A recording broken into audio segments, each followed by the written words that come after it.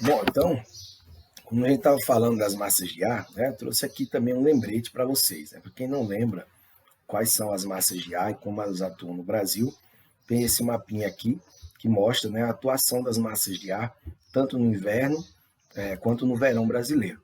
Quem não lembra o conceito de massa de ar, né, ela é um corpo físico, né, gasoso, que tem temperatura própria, composição química própria e velocidade própria. Né? E elas surgem dentro de cada estação do ano, atuando em áreas diferentes do território brasileiro. E é muito comum se confundir as massas de ar com as frentes, né? Frente fria, frente quente.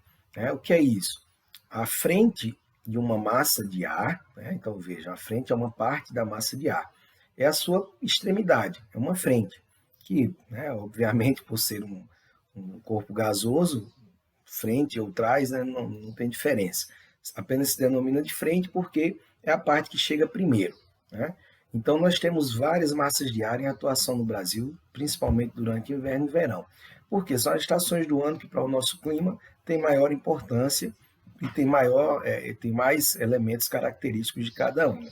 Então, por exemplo, aqui no Brasil, né, no verão, nós temos a atuação da massa equatorial continental, MSC, temos a massa tropical continental, MTC, massa tropical atlântica, MTA, e a massa equatorial atlântica, que atuam no Brasil durante o período do verão.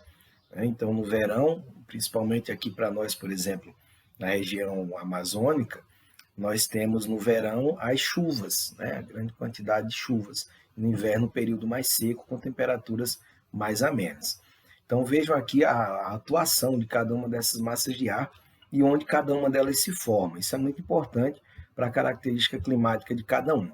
Então, por exemplo, a massa equatorial continental, ela se forma, como o próprio nome sugere, próxima à linha do Equador, dentro do continente. Então, ela tem características de um pouco menor de umidade, né, para atuação nesse período, do que, por exemplo, a massa equatorial atlântica, que se forma no Oceano Atlântico e traz consigo toda a umidade, né, como a massa tropical atlântica, e diferente também da massa tropical continental, que se formam dentro dos continentes, sempre com uma tendência de transporte menor de umidade, dependendo da época do ano.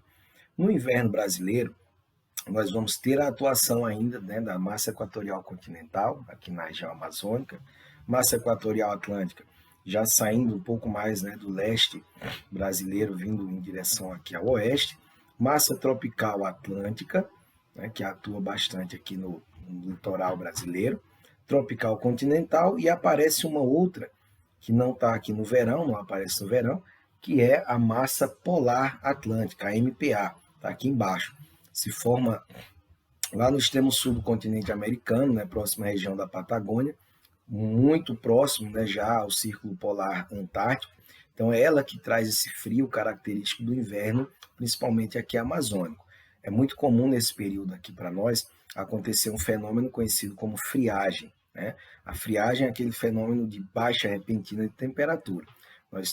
Costuma chegar geralmente no final da tarde, né? A temperatura começa a baixar, você sente aquele vento, às vezes é precedido por uma pequena chuva, que não é comum, né, nesses meses aqui de maio até agosto, principalmente para a gente aqui em Rondônia. Então, se nessa época do ano, né, que é essa que estamos agora, tem uma pequena chuva, geralmente a gente já costuma dizer, vai vir o frio, ou seja, é a atuação da massa polar atlântica.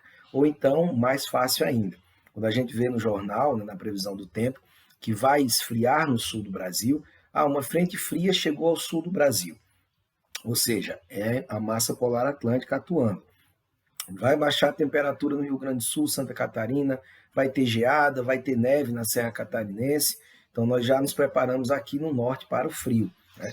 Porque cedo ou tarde a friagem vai chegar. Nós vamos ter uma queda da temperatura, uma queda brusca, em média 10 graus, né? A temperatura média para Rondônia, embora elas sejam mais altas, né, dependendo do lugar, mas há uma média em torno de 28 a 29 graus. Então, a tendência é que essa temperatura sempre caia pelo menos 10 graus, né, baixando aí de 18 para 28 para 18, para 17, né, casos mais extremos para 13, para 9 graus, como já foi registrado, inclusive no ano passado. que em Vilhance registrou temperatura na madrugada de 9 graus, né? Então agora, no mês de junho, hoje é dia 21, ou seja, oficialmente começa o inverno aqui no hemisfério sul, né? Dia 21 de junho, é o dia oficial do início do inverno. Então, é mais comum agora, daqui para frente, a atuação da massa polar atlântica, trazendo, né, baixas temperaturas aqui para a nossa região e principalmente para o sul e sudeste do Brasil. Beleza?